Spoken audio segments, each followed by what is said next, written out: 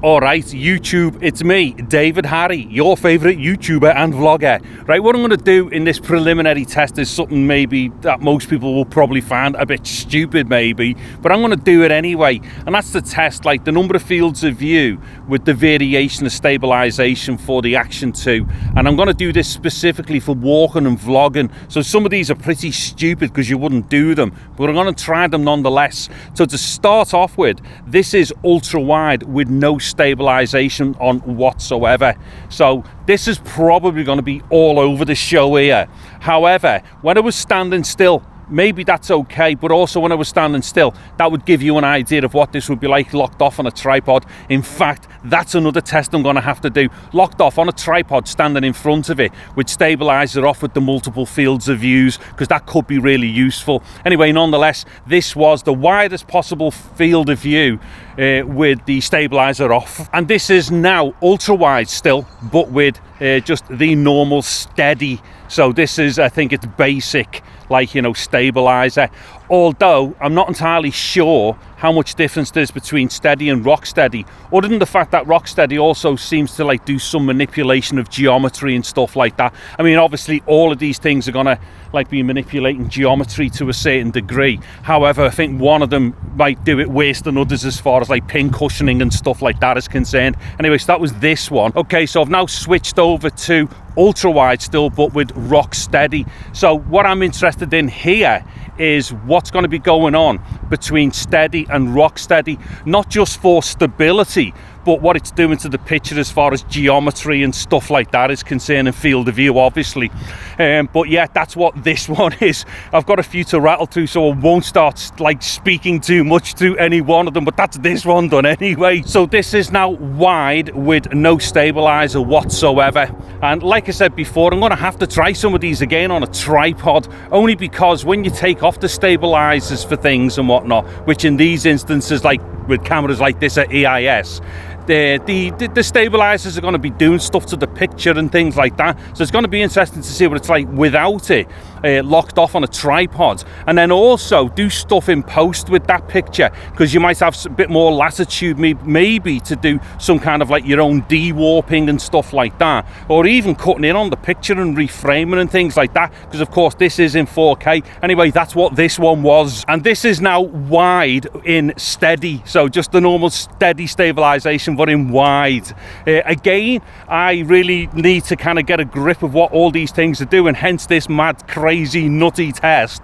Actually not that nutty, because if you're vlogging you probably would want to know what these things are up to, and for me it's probably the difference between steady and rock steady and more to do with the geometry and stuff like that. Anyway, so this was wide with steady, and this is now wide with rock steady. So the thing is here as well, what I've got to kind of like get a grip of after watching this stuff, is how much difference is there in stability between steady and rock steady for just doing regular walking stuff like this.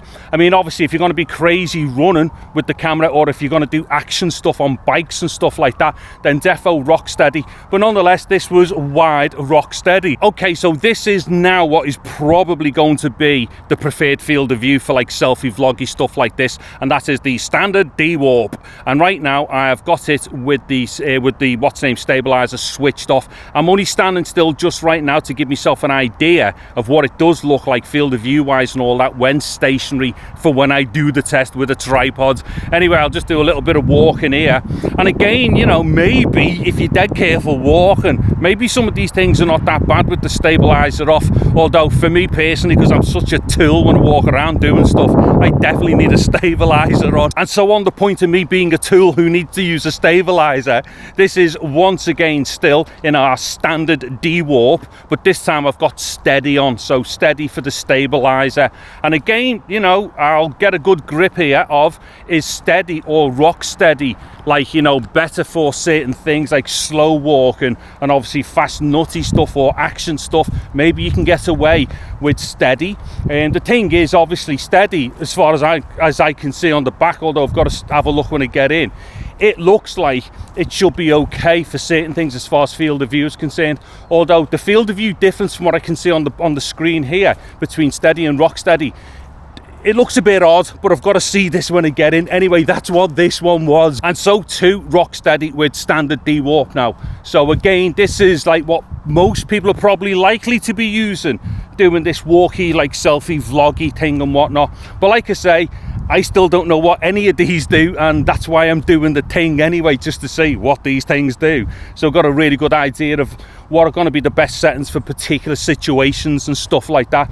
Anyways, there is one last thing to test here. I think it's only one. Let me have a quick look. Okay, so yes, there is only one other thing to test here, and that is horizon balance. So obviously this is that thing where you can tilt the camera like 45 degrees either way from zero, and it maintains that, like, you know, horizon locked thing, a bit like what GoPro does, but with GoPro you got the option now, even on the 11 without the lens mod, to go full 360 and stuff. But this does 45 either way, which for me personally is well enough if the function works.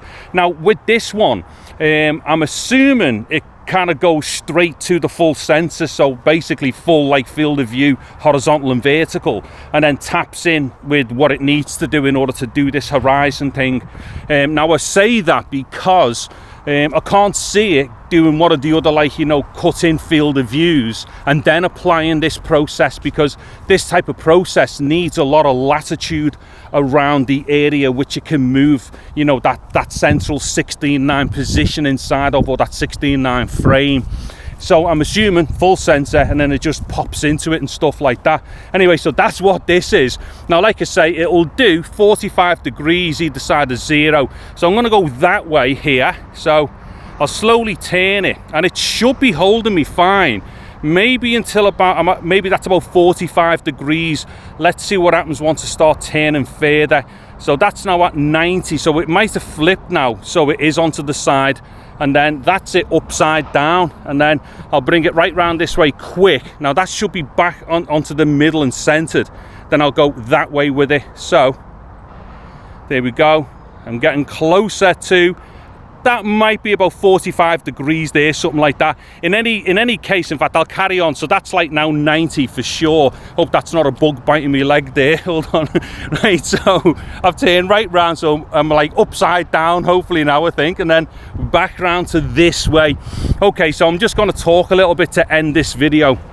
So basically what I've been doing here, obviously, is to test these particular FOVs and stability and whatnot, just to see how they relate to the position for vlogging and stuff, or the selfie vlog thing. Okay, quick cut right now, because the battery just run out, and in fact I'm going to talk a little bit about this right now, because this is something that is going to be really interesting for me and hopefully one other person maybe. Right, what it is, the reason why I've bought the Action 2, and it is now what, a year old or something like that, is because I'm looking for like the perfect vlogging camera. Now I know one of those doesn't exist, but this for me, and I say for me, this could be close to that. So two things here. If the internal microphone, which is what I've been using, if this sounds okay, and by okay, I don't expect it to sound like an external microphone. If this is okay, then that ticks a big box. And also, if the picture is okay, then once again, that also ticks a big box. I'm gonna say okay. I don't expect it to be as good as, like, you know, a Hero 11 or something like that.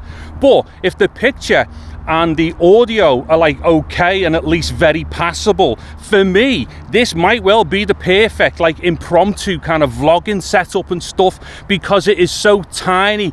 So getting back to the battery running out, all the stuff that I've been doing in this so far, and also two other tests that I've done, have been done with the internal battery only for the camera module. So I've only added on the second module here just to get that extra bit of battery so I can do this last take. And like I say, I'm not going to get bent out of shape about the fact that the battery run out, because it's done what I've expected it to do as far as battery for 4K 25 frames a second is concerned. So essentially this camera for me, if I can take it out, and if I can get about 25 minutes, half an hour out of it, and maybe about 25 minutes or so worth of, like, you know, record time, because I'm only using the internal memory on it at the moment, or the internal storage. If those two things are matched by a decent picture and a decent audio for the internal mic, this for me could be absolutely amazing. Anyway, so I'll just kind of round up the video now with this. So yeah, I'm actually really shocked, to be honest, at how much time I did get out of just the internal module on its own. And of course in 1080 at 25, that's going to extend as well. Anyways, yeah, so there we go. This was a preliminary test, and now I've turned it into some kind of like, yeah, and there's all these cool things I think this camera is really good for, when I don't even know, because I've not watched it back yet. It might all be a, you know, big, like, you know, pile of crap. I was going to swear then, try not to swear in this video. Anyways, that's this video done and dusted with and whatnot. So let me know in the comments what you've thought of this, and if anybody's got any kind of ideas for stuff to do with the Action 2, if I can get out and do some real quick tests with it, let us know, and I'll most certainly try it out. Anywho, I'm David Harry. Thank you very much for watching this video. Take care and goodbye now.